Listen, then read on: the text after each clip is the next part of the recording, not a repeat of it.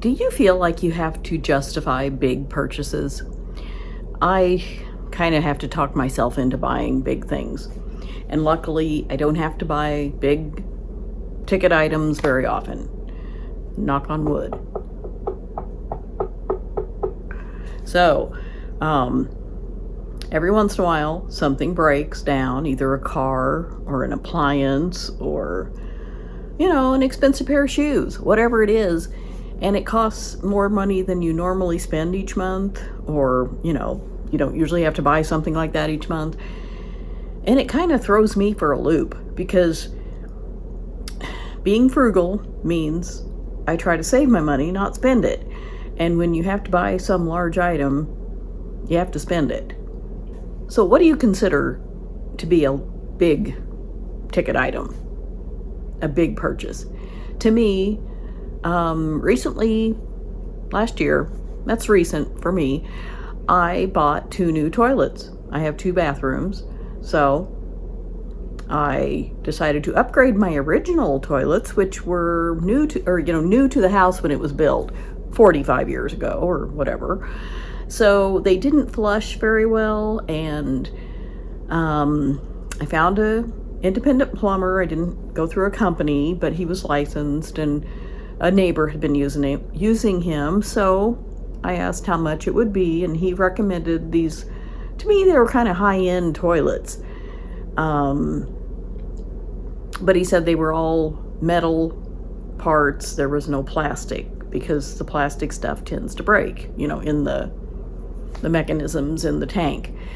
So I thought, okay, go ahead and get, the good stuff so that it hopefully won't need to be repaired.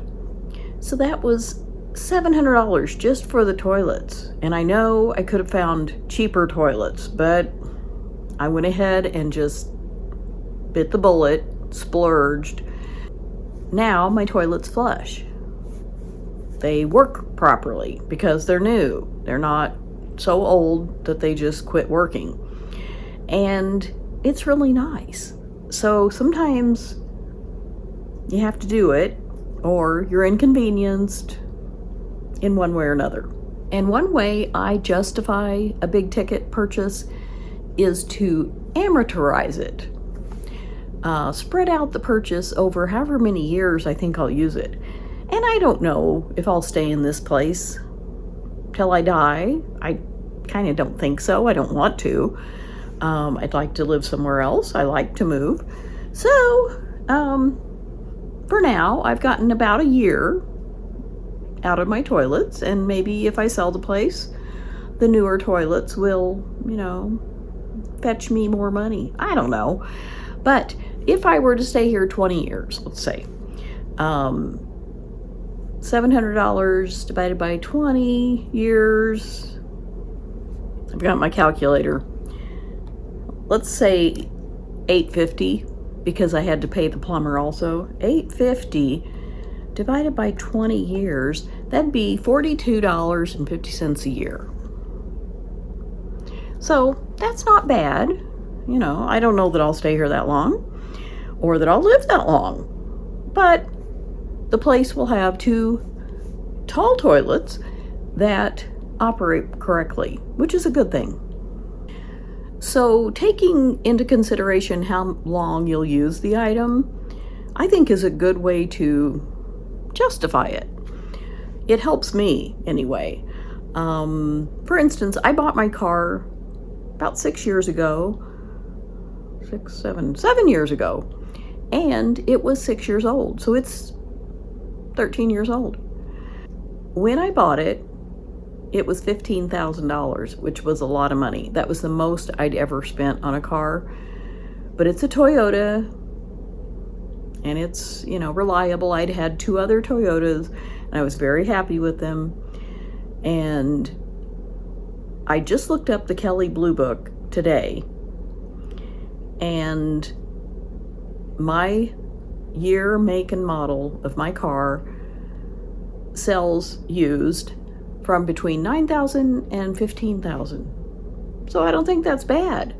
I've already gotten 7 years use out of it, and I plan to keep it hopefully 10 more years. I had a Toyota that was 20 years old when I sold it. And somebody bought it because it's a Toyota and they're very reliable.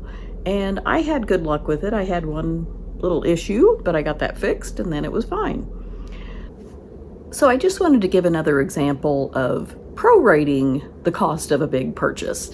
Like if you needed to buy a pair of shoes, and I like to get good shoes. They're usually $100 or more, which I'm fine paying for. I like to pay for quality on things that matter because I have bunions, and I've talked about this before, but a neighbor actually gives me her shoes and they are not worn out at all.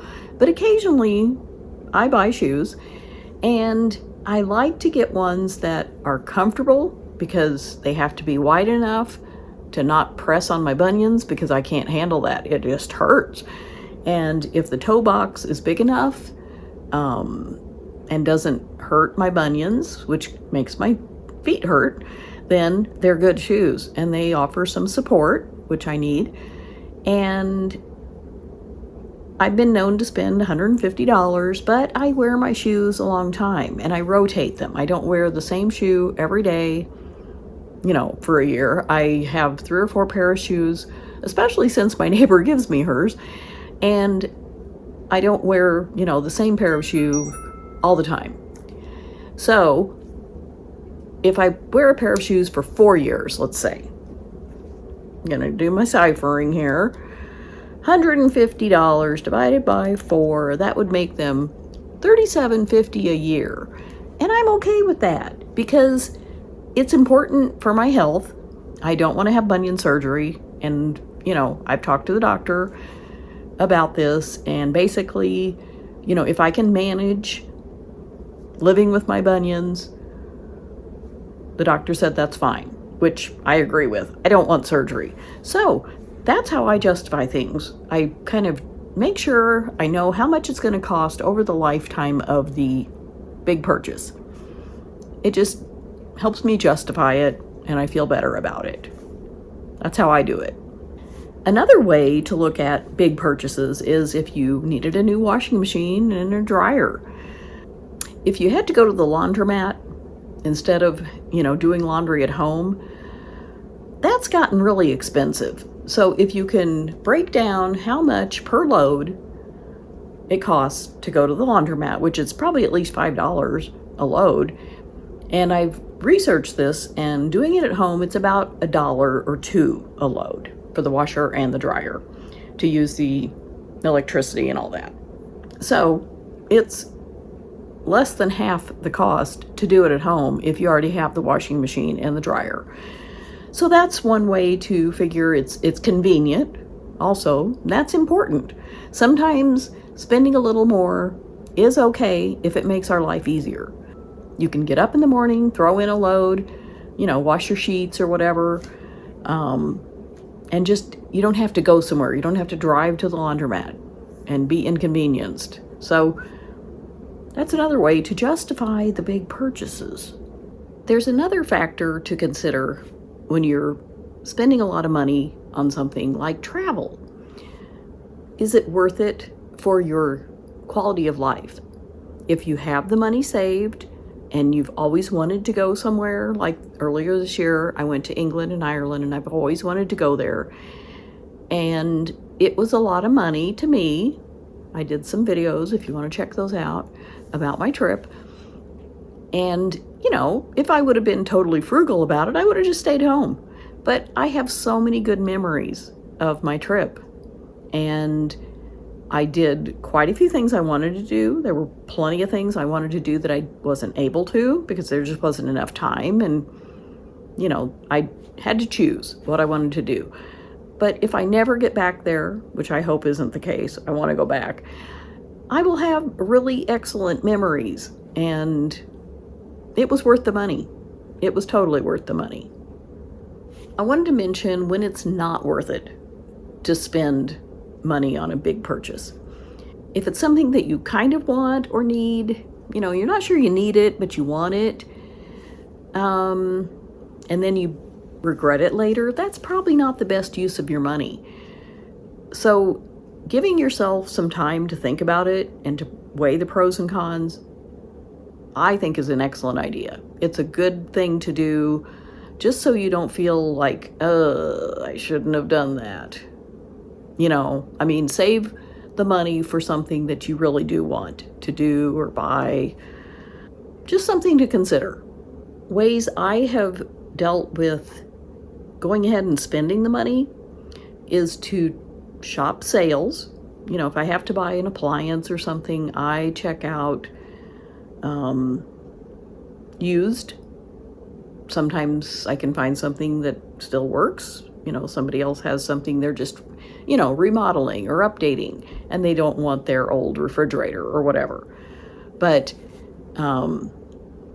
shopping the sales basically is a great idea. If you need an appliance, you could check out Costco. You could check out, I don't know who else sells appliances. I'm sure there are tons of stores that do.